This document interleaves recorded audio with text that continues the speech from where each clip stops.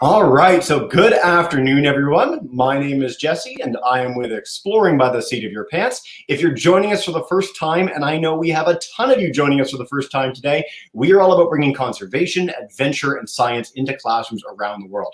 Now, over the last month and a bit, we have been featuring conservation stories galore. We've gone to East Africa, to Indonesia, to the Arctic, to Antarctica, and more, all covering incredible tales of people in the field working to protect habitats and species.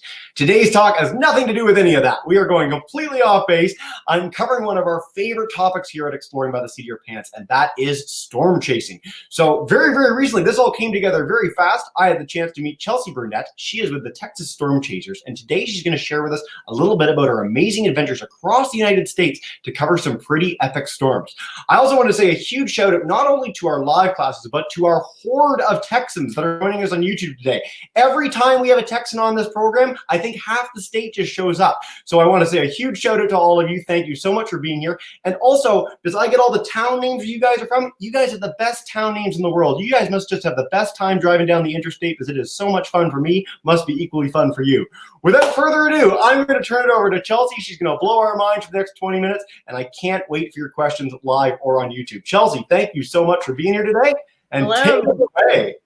Thank you. Hello, everybody. I am Chelsea Burnett, and I am with Texas Storm Chasers. I am going to be talking to each and every one of you today about the world of storm chasing, and then just what impact that has made on my life and just how I got involved into it. So I'm going to try to compact 9-10 years worth of actual storm chasing into this 20-25 minute conversation with you, and then take all of those questions afterwards. So I'm going to jump right on into it.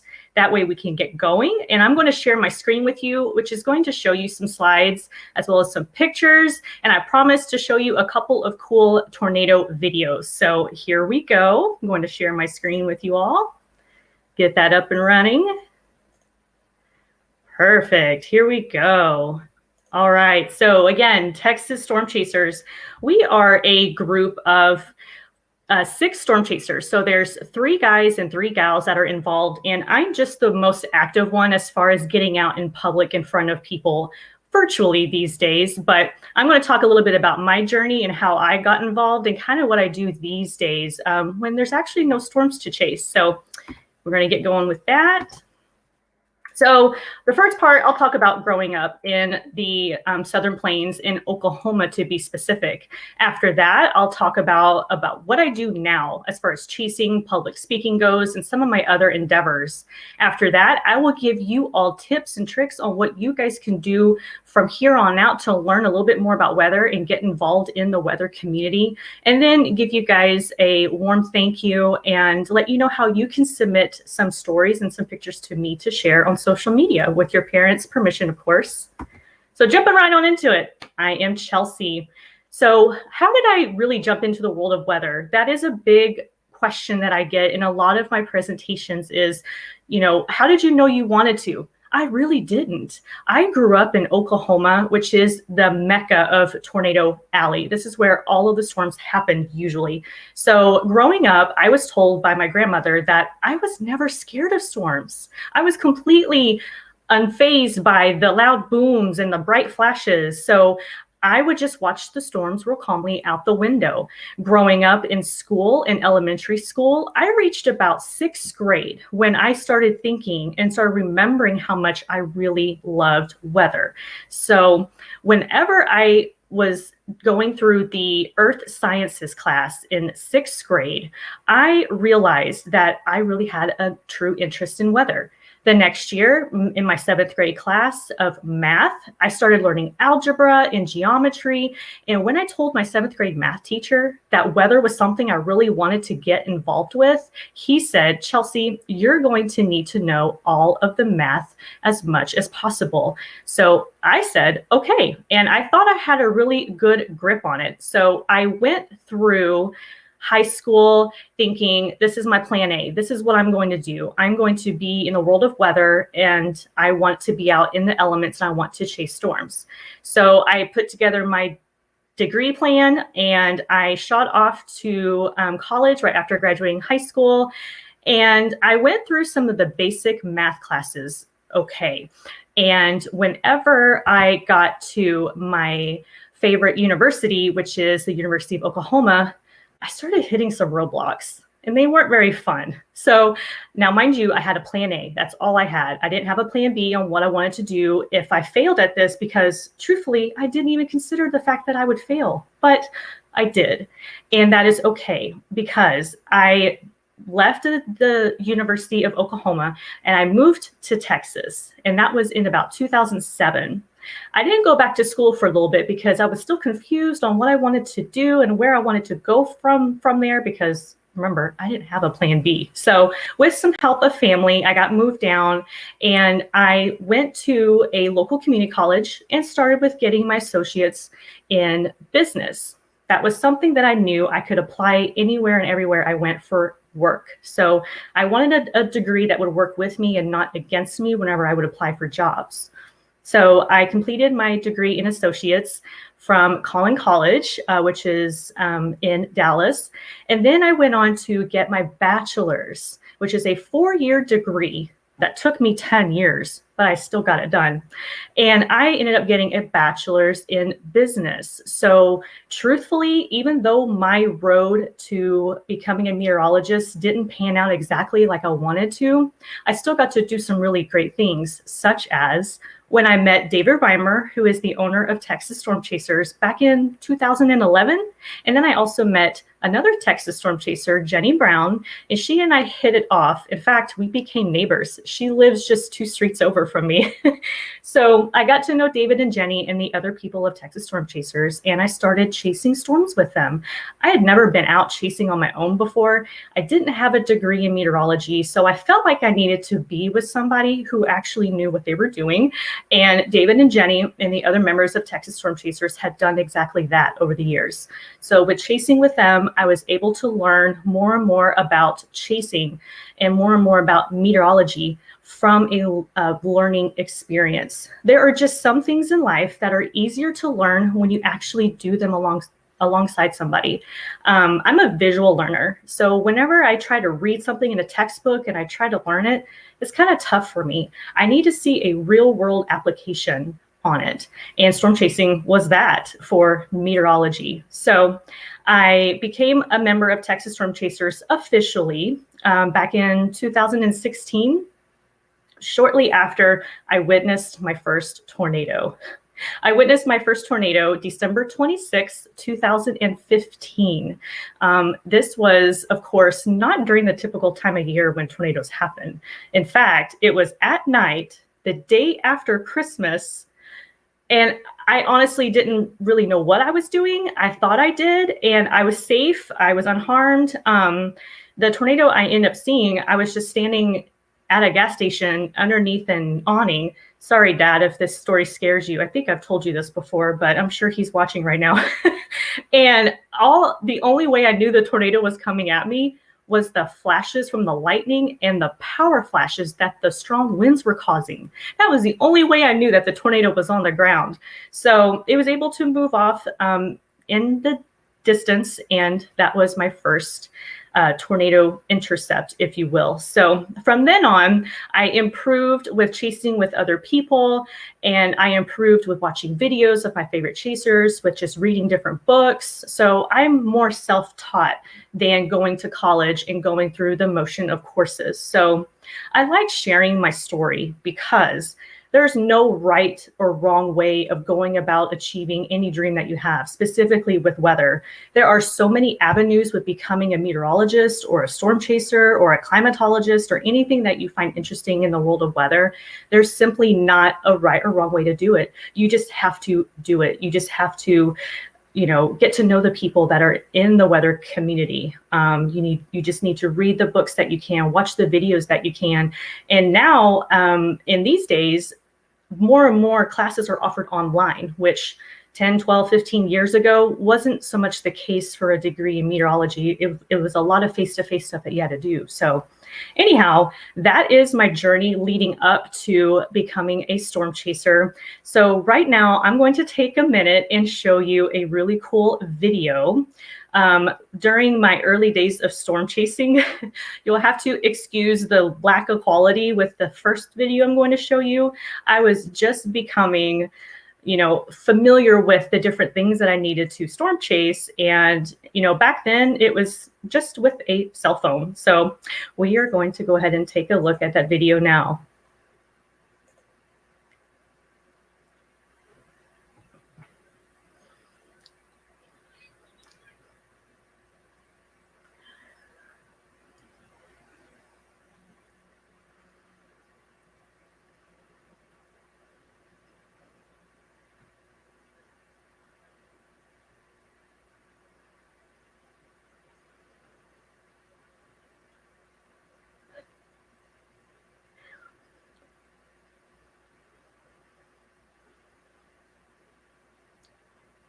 So what are we seeing right now, Chelsea? That is what I was hoping to accomplish with the slow motion of the lightning flash. There were actually 2 tornadoes on the ground at that time, but it was at dusk, so it was hard to see. But here's a better daytime one for you all.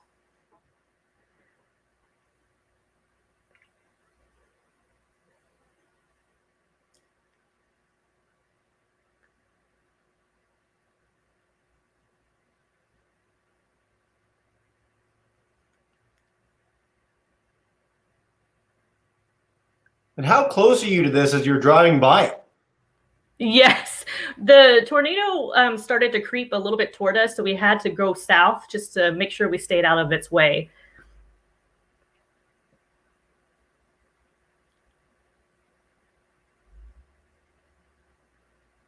And that's my boyfriend kind of giving a play-by-play of what is going on here. Oh, so just a quick note. We don't hear the audio of that. We just Oh, okay. No worries. I will gladly talk through it. So this was an EF4 tornado that was in the state of Kansas back in 2016. And my boyfriend and I are chasing this with a film crew. And this tornado was on the ground for 90 minutes. This particular storm was in McLean, Texas back in 2017.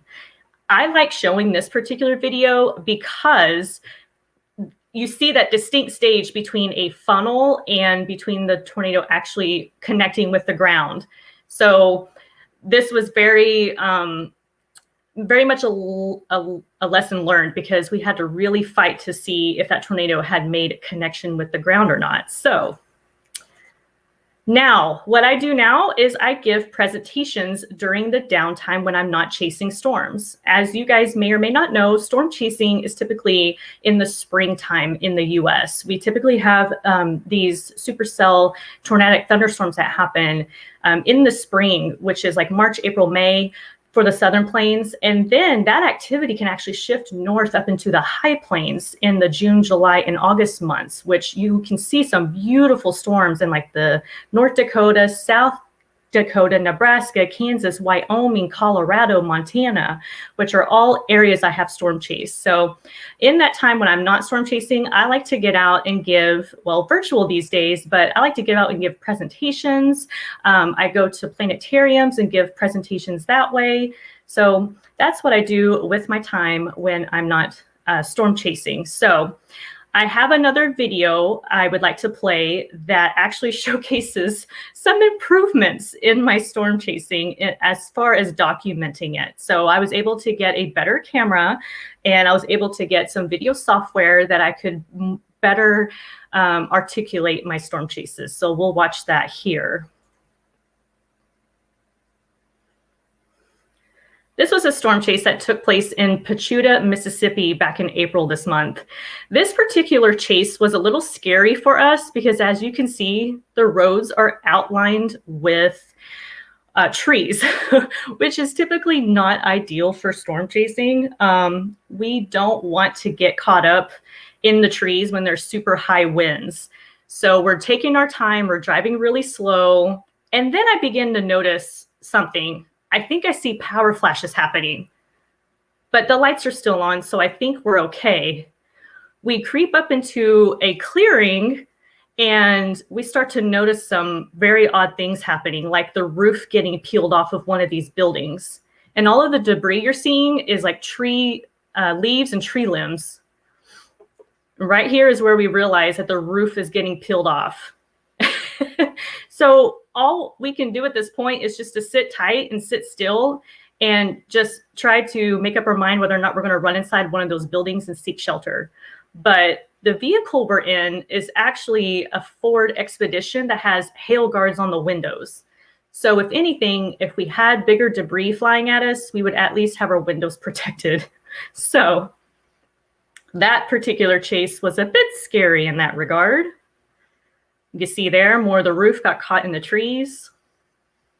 And then we move on to this next scene where you can see now we went back down that road, and this is what had happened behind us. So we actually got out of the way just fine.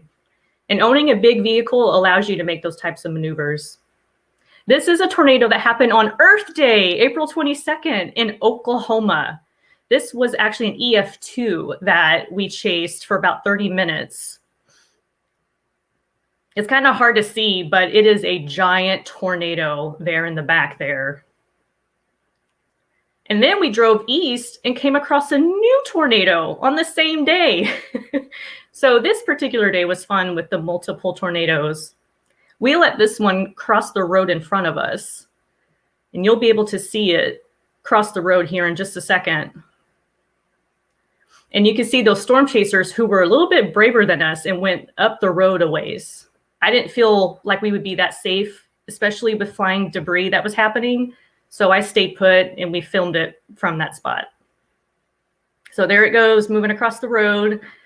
Storm chasers are starting to creep up and see what they can get. There's debris flying in the air there. We're in my car this time, but it was still okay. 2 days later, we saw another tornado in Oklahoma. This one was harder to see, obviously, with the rain and the trees in the way, but you know what? We just have to make it happen when we're out there chasing. So here it is in what's called a rope out phase. This particular tornado wasn't on the ground for very long, and it didn't do very much damage. And if my memory serves me right, I believe this one was an EF0 or an EF1. So as you can see, we contend with a lot of different factors when storm chasing. This one was in May of this year. And you could see that circulation there on the ground. And you can see it there in the clouds. But watch what happens when we drive away.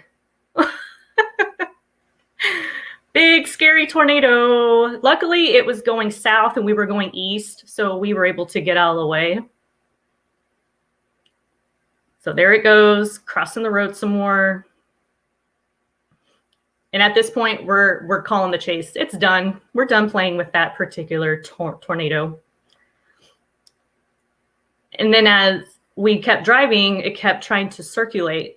And you see a little funnel that starts to dance around the wall cloud here. Very, very faint, wispy little funnel cloud.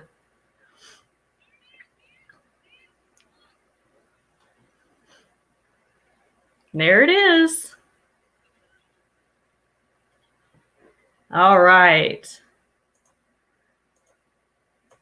Get to the next slide here. Okay, so when we talk about ways that you guys can learn more about storm chasing, I found a lot of these different resources to be extremely helpful, no matter what phase you are in learning the weather. Whether or not you're just now trying to get into it, whether or not you're a teenager or a young adult, all of these resources can be mixed and matched. So I always like to say the Skywarn Storm Spotter Training. This used to be an all-day class that you would go to once a year on a certain day that was scheduled. However, this has actually moved online now. So all you have to do is have your parents Google Skywarn Storm Spotter Training, and it'll pop up a link that you can click on and register and take the course. It's completely free. It's completely kid-friendly. It'll even give you a nice little certificate in the end once you complete the course. And it's just a really round way of learning more about the weather. And then there is a program called the Young Meteorologist Program, which if you have your parents, just Google that as well. It'll pop up. And that's a little bit for the younger kids. I would say probably 1st through 5th. And then the Skywarn Storm Spotter Training is for like middle school and high school, although it's for all ages. So, and also when I was a kid, I liked reading a lot of National Geographics, the Weatherwise magazines I would check out from the library, Earth magazines, and of course, I'm in my 30s, so all of these things are now digitalized, and you can look at them online instead of having to go to your local library and check them all out like I did. And then YouTube Kids app. With your parents' permission, you are able to Google anything and everything about weather on the YouTube Kids app. You're able to look up hurricanes, tornadoes, floods, winter precipitation, anything weather related, you can learn from there. And then, of course, the shameless plug is our Texas Storm Chasers app. So we have an interactive radar on there, and we have blogs that we'll post on upcoming severe weather events. And again, all of these things are free to look at. None of these should be really at a cost. So whenever I do presentations, I like to leave a nice little quote after I give my spiel. And this one is related to weather, and I like it so much. It says, when the weather is hot, keep a cool mind. When the weather is cold, keep a warm heart, by Ajon Brahm. And with that, I will go ahead and start taking some questions if we reach that 20-minute mark. And I will also pop this slide up at the end if anybody wants to have that contact information. So perfect. I can bring it up in banners too, so I'll okay. email it so everyone can see that in big on the bottom. But I just want to say, what a fantastic presentation! Thank you so much. On YouTube, we have at least 10 full classrooms, plus like 90 kids on top of that. So there's about 400 kids from across Canada and the US tuning in right now. So welcome into all you guys. Questions galore. We're going to go to our live classes in a minute for questions. If you're a teacher on YouTube, please do share your questions there as well. And one that we're getting a lot of variations of is, you mentioned EF1 or 0 or 4. Could you explain what that means to all our classes today? Absolutely. So tornadoes are measured by the damage that they cause, and they're measured on a wind scale that a scientist named Fujita came up with back in the earlier part of the 20th century. And he established the scale to go from a 0 to a 5, which 0 is, the smallest and the quickest of tornadoes, and then 5 being the most devastating of tornadoes. So just a little bit of fact about this. Most tornadoes that occur in the US on an annual basis, on average, over 80% of those are going to be your EF0s to EF1s, which are your quick, short tornadoes. This is tornadoes that are barely on the ground for just a few minutes. Their winds rarely ever go over 110 miles per hour. They're just really short, quick, fast tornadoes that typically don't do a whole lot of damage. As you can see from the videos I showed, or what you could see of the videos, a lot of those were EF1s, and there were a couple of EF2s. And then, of course, that EF4, that big white tornado that we were driving away from, that was an EF4 that was on the ground for 90 minutes. So the higher up you go on the scale, the stronger the winds and the longer they're typically on the ground. Yeah, super cool. Thank you, Chelsea. All right, we're going to start with Ross's class, and then I'll come to Mr. Shattuck next. So Miss Ross, with a student in the greatest Christmas sweater of all time, in welcome in and go for it. What are the different types of tornadoes? Ooh, so we talked about the strengths of tornadoes. There are actual different types of tornadoes in how they're shaped and formed. There's like stovepipe, there's elephant trunk, there's wedge, there's cones. All of these describe the shape of the tornado that is on the ground. And little fun fact too is these tornadoes can have these different shapes and sizes throughout their life cycle. So as you could see through a lot of the videos that you saw, a lot of the tornadoes were probably straight down, cone shaped, elephant trunk shaped. And then there was that one that was kind of in that weird squiggly rope out phase. So depending on how strong the tornado is, and depending on the life cycle of which that tornado is at, probably affects how they're shaped. So great question. Thank you. Yeah, great job, guys. All right, let's go to Mr. Shattuck's in Chalk River, Ontario. If you guys have one, come on up. How far do you have to be away from a tornado? Oh, to chase it safely? That's a really good question. Situational awareness really comes into play with storm chasing. I've been as far away as a few miles from a tornado to get that really nice wide angle shot with a thunderstorm and the tornado underneath. But most of the time, the people I chase with like to be a little bit more up close and personal. Sorry if I'm scaring any of my family with that, but I'm still here. I'm still alive. But we've been less than a quarter mile from a tornado, but usually when it's moving away from us. So definitely depends on where we're at in relation to that tornado. Awesome question. Thank you. Yeah, we've gotten about 100 variations of that on YouTube, so thank you for that. To Mr. Yeah. Miss Crowder's class, I'm coming to you next, and then Mr. Sense. So Miss Crowder, come on up and just demute your mic, and you're good to go. Hi, guys. Oh, the little microphone symbol on your screen. Unfortunately, I can't demute it from my end. There you go. You should be good to go. Can you hear me now? Yes. Okay.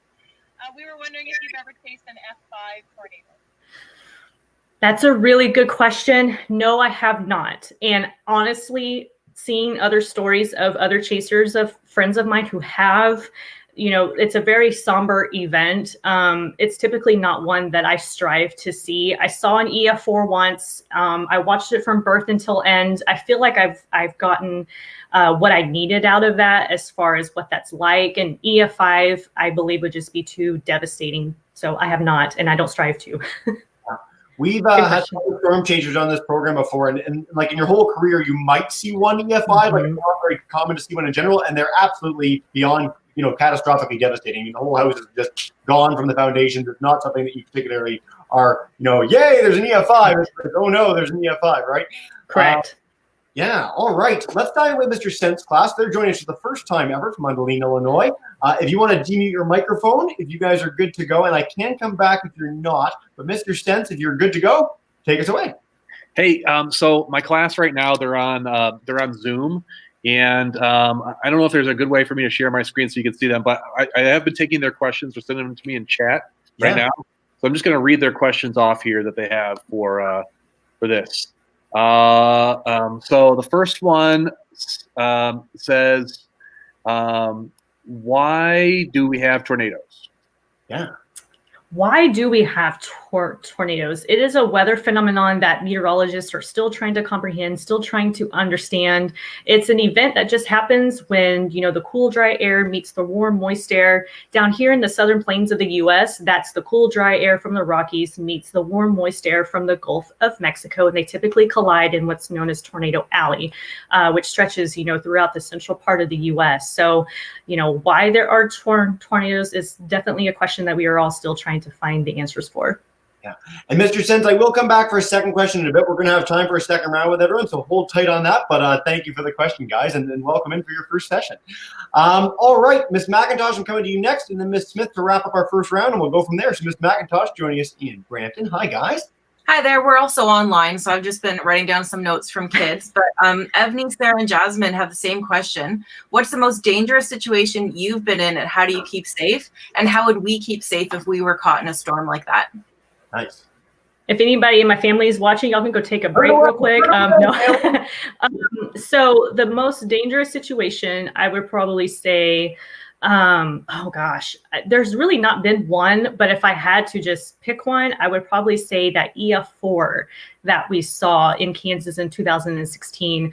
I never really once felt like we were in danger, but given the magnitude of the storm and how long we were chasing it for, over an hour and a half of being on the road with this thing, getting close and far away and close and far away, I would say that would probably be the most dangerous one because it was on the ground the longest and we chased that one the farthest. So good question. Thank you. Yeah, cool, guys. And Chelsea's family, come on back in. If you're welcome to join us again. Miss Smith class, I'm Mundelein, Illinois again.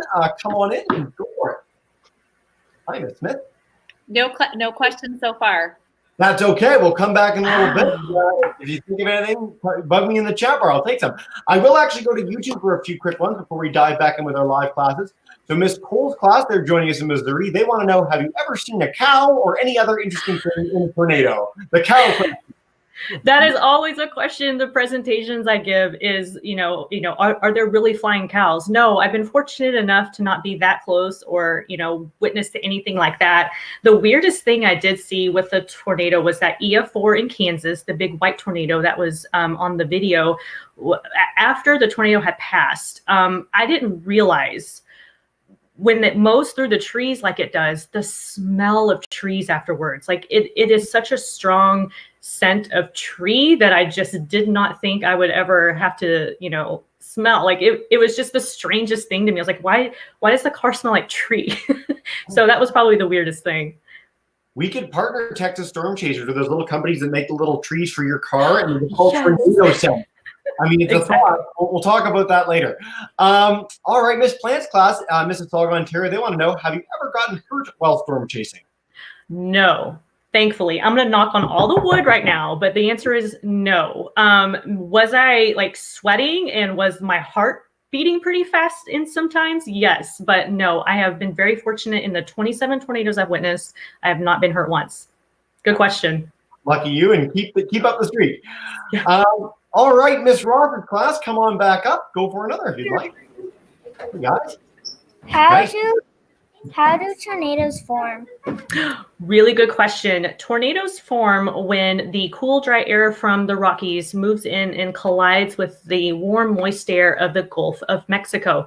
Of course, it takes a lot of shear and different weather elements to actually create a tornado. But basically, when there's the right amount of shear and the right amount of moisture in the air, and when all the ingredients are perfect, a storm forms, the updraft pushes up through the atmosphere. There's a column of wind that is inside, and that it eventually extends down to the ground as a tornado.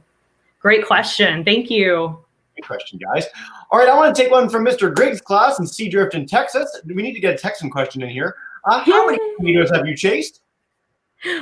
27 and counting right now. And a lot of those were from this year, as you can see by the better of the two videos. Great question. Yeah, thanks, guys. All right, Mr. Shattuck's class, come on back in.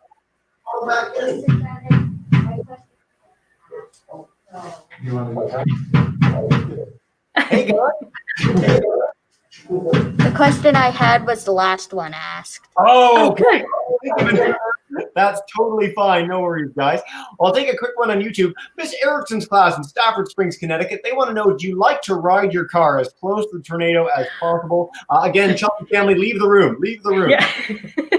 Also, if my boss is listening, I work for an insurance company, for an insurance broker, but my personal vehicle is what I use for chasing. And so when you chase tornadoes, you contend with not only the wind, but you also have to contend with the hail that's falling in these storms. And usually it's pretty strong when you have a supercell. So no, I don't try to get as close as possible, because you could interact with some really strong winds that are on the outer circulation of the tornado, as well as dealing with the very large hail that can fall and bust out your windows and definitely end that chase. Wonderful question.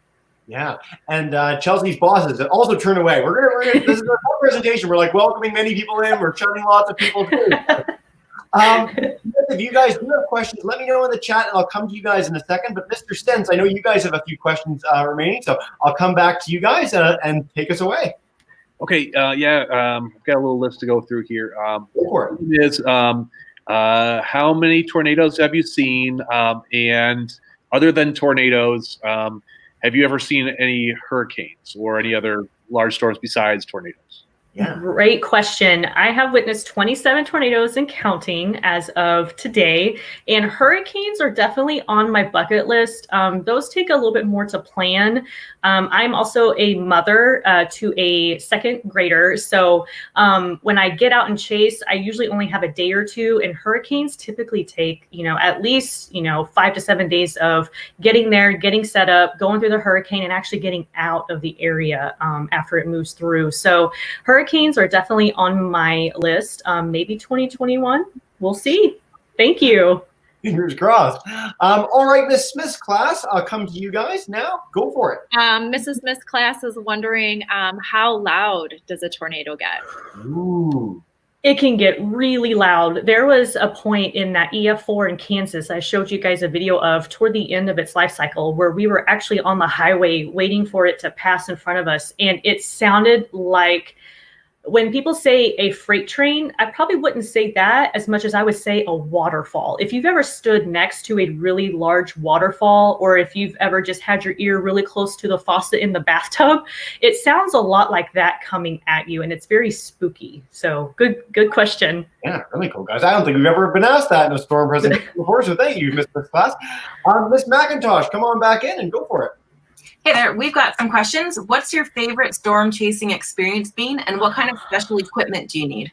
Oh my gosh, I only have a few minutes for this. Well, my favorite storm chase would probably be that very first tornado video that you guys saw, the real dark one that you could barely make out the tornadoes in, only because that was my second tornado experience. And it was closer to a daytime one, even though it was at dusk. And it was my favorite because I got to actually see the tornado for longer than I did my first one. And it had twins. That is the first and only time I have witnessed in my 27 tornadoes I've seen that I saw twins. And then afterwards, the hotel we picked had a Pizza Hut right next door, and it had this really cool tub, and I got to have a bubble bath and eat pizza and watch all the tornado videos that I got. So in a roundabout way, that was probably my most favorite one. When it comes to equipment, definitely a good camera, definitely a partner. I never chase alone. There's way too many things to do when you're chasing. So chasing with someone who could do some things while you keep your eyes on the road and pay attention to what's going on in the sky is definitely important. I'm a ham radio operator, so I operate a ham radio when the cell service might be lost or there might not be any Wi-Fi to use. So those are just a few of the things. Yeah. Thank you. Bubble baths do not feature very prominently in many of our stories, so thank you again for that. This has been a very unique talk. All right, Mr. Shattuck, I know your students have a question, so I'm going to come to you guys to wrap us up in a minute, but I'm going to take a few from YouTube because we have so many teachers. It's great. Okay, so we're going to rapid fire through these. Miss Marcotte's class, they want to know, how do you stay so calm when there's a tornado crossing the road? I think knowing that the other people are with me are calm helps me stay calm, and also the situational awareness is huge. I'll preach that till I'm blue in the face. But if you just know what's going on, if you know that the wind is blowing away from you, which means it's inflow, which means it's blowing toward the tornado, as long as the tornado isn't getting bigger in your view and you can see it moving side to side, that typically helps me stay grounded and keeps me from panicking. Otherwise, I would totally panic. Yes. So you've sort of answered this question already, but it was interesting watching some of your videos. So I'm going to bring up the question from Ms. Lazaru's class. Have you ever driven into a tornado? So when you're showing this, you on the side of the road, cars going by you, you're like, the tornado's crossing the road, and there's just like passenger traffic, just like Oklahoma. Do they care? Like, what's going on? What's going on? They totally care. They are just more ambitious than I am. Like I said, I'm a parent. I have people at home that love me. Not to say that any of those people that did that got hurt. But no, I have never driven into a tornado. That is typically just a Reed Timmer thing from Texas Storm Chasers on the Discovery Channel. That's his, vehicle that he made, the TIV Tornado Intercept vehicle. I don't have spikes that anchor into the ground and hold me still. So no, have not. I wonder what the highway authorities think of the spikes after they leave. They just come across these big holes and go, what happened here? That's a whole nother conversation. We'll cover that in a different talk. And then Miss McGuire's class, last one from YouTube. How big can a tornado get? So you talked about EF5, but how big, how wide is the base of something like this? The biggest tornado to be recorded so far has been 2.6 miles wide. And that wasn't for the entire duration of the tornado. That was just for a portion of the tornado, but that is how big that they can get. So it's pretty scary. And that is also why situational awareness is key, because you want to make sure you're not you're not close enough to where that expansion part happens within a tornado. That is an insanely large tornado. It's unfathomable, though. You can't even picture that in your mind. Mm-mm. Most people, when they're just driving around, can't even see that far. So to think of a storm that powerful, that wide, is quite unbelievable. Thanks. All right, two more quick questions. Mr. Shattuck's class, come on back in. Go for it. How do you know if a tornado's starting? Ooh, there's a lot of visual cues that some of these tornado training links can show you, but typically you look for a wall cloud, which is just typically a little bit more of a lowering than your typical storm base. And then from that, if you see some rotation going on, if you see the clouds moving this way, in one part of the earth, it moves counterclockwise, which is here, and it moves clockwise in another part of the earth's hemisphere. But if you can see rotation, you see a lowering, and then you start to see that funnel coming down, and then when you see the dust on the ground, that is officially a tornado. Yeah. Good question. Yeah, great question, guys. All right, Mr. Stens, you typed this into the chat bar, but I'd much rather you ask it live because it's more fun. So come on back in and wrap us up with this cool question to end the broadcast. Go for it, Mr. Stens. Okay, the last question that we had was about, I know you make videos of storm chasing, but what do you do with those videos? Have you ever been on the news for storm chasing? You do. Nice. Yes, we have. A lot of us storm chasers, we don't get paid to storm chase. So we have to come up with different ways that we can supplement, the loss of income, because we use our own personal paychecks for gas, for food, for travel. So selling our footage to local and national news outlets is successfully done through the use of a broker. I go through a broker called Live Storms Media, and I upload my video to their platform. Brett, who is the liaison with Live Storms Media, he is the one who takes that video, he puts it on our YouTube, so you can look that up, and he networks that out to all of the major news stations. Oddly enough, the only video I ever got on the news from weather, I was not chasing. I was driving to work on a major highway here in Dallas. My dash cam was on. It recorded somebody losing control because they were driving too fast on the wet roads, and they didn't crash or anything. They just spun out of control into the embankment of the highway, but we were all going probably 55, 60 miles per hour, multiple lanes, and I actually made money from that video. So it's odd, but hey, it worked. So. Whatever worked. Chelsea, this has been so much fun. We have more questions than we could possibly answer in a 2-hour broadcast, much less a 45-minute one. So there's some good news to that. So, one, TexasStormChasers.com. Everyone can check out that website. Just brought up on the screen. I'd really encourage you to do so. Some really cool stuff. Keep the learning going. Chelsea, you mentioned Skywarn Storm Spotter online training. Say that 5 times fast. So I encourage you guys to do that. A really neat follow-up to today's talk. And because Chelsea is a glutton for punishment, her email was in her thing, so I don't feel bad about putting it on the screen. If you have more questions, email them to Chelsea. She'll be busy for weeks. And I hope you guys get the chance to do that when you're done today's broadcast. Chelsea, before we wrap up, before I bring the classes in to say a big goodbye, is there any last message you'd like to share on your own experience of storm chasing? Encourage kids. Anything you want to wrap us up there? Yes, the one thing I forgot to talk about during my youth is that I went to speech therapy for 2 or 3 years in 3rd and 4th grade. And I gave a horrible speech in 5th grade that I vowed to never speak in public again. And here I am at the age of 34 giving hundreds of presentations in the last 3 years publicly. So whatever you think might hold you back, you can absolutely beat and conquer and prosper. Outstanding. What a nice message. And again, something we don't hear from very much in our talk. So I appreciate that, Chelsea. Well, it's your first time with us. So what we do at the end of every broadcast, I'm going to bring in our remaining classes. So Mr. Shattuck, Ms. Ross, Ms. McIntosh, Mr. Stens, you could join me in saying a big thank you and goodbye to Chelsea. You're all on. Go for it, guys. Thank you so much for joining us, everyone.